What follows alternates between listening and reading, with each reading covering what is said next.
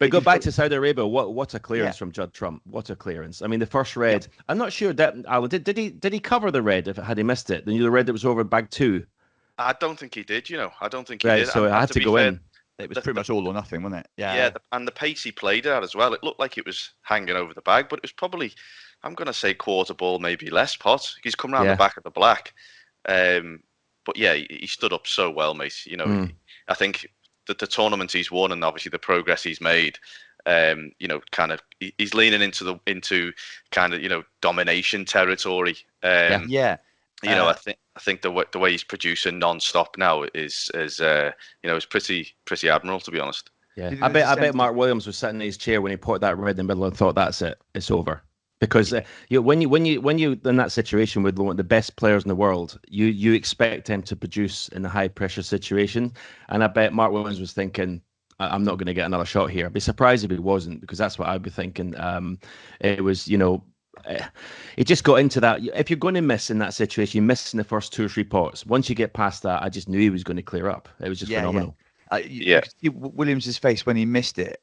He looked like he was thinking, I might still have a chance here. But as you say, as soon as Trump gets in that situation, absolutely deadly. And what Alan said about domination is right. He's got a huge lead at the top of the world rankings now, points-wise, from Kyron Wilson. He's also now won more ranking titles than Steve Davis, which is unbelievable when you think he's still...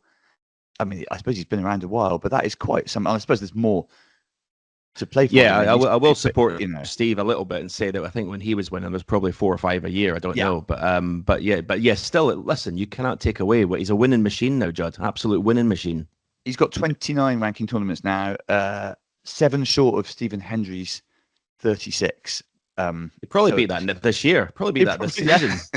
Yeah, by the end of this podcast series, we won't be talking about you anymore. We would then just leave O'Sullivan to beat on 41, although Ronnie will have a few more, I suppose. And he's 2 behind John Higgins. It is doesn't seem that long ago that people were talking about Trump as a bit of a nearly man, someone who hadn't quite, who didn't kill these tournaments off when it got to the business end, and that seems to have he seems to have transformed.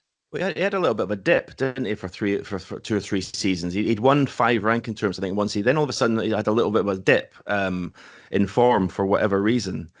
But he's come back now and looks, I mean, winning the Shanghai Masters, losing the final Xi'an, then winning this. I mean, it's incredible form. Yeah, he's going deep pretty often. I think his efficiency has gone up. Obviously, working with his brother Jack, I think he's one of them. He's a 7-day-a-week man.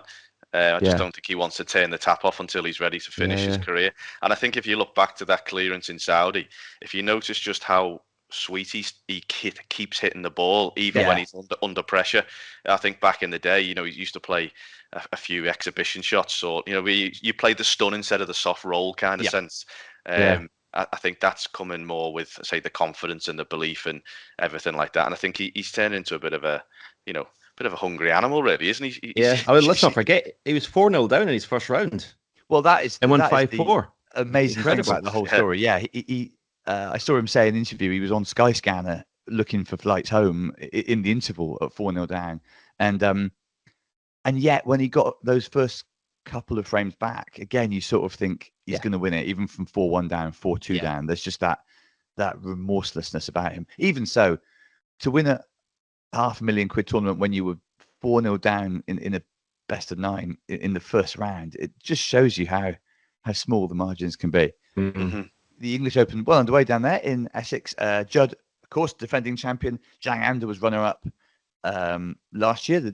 Both of them found this tournament sort of kick-started an impressive run. Judd went on to win 3 titles in a row.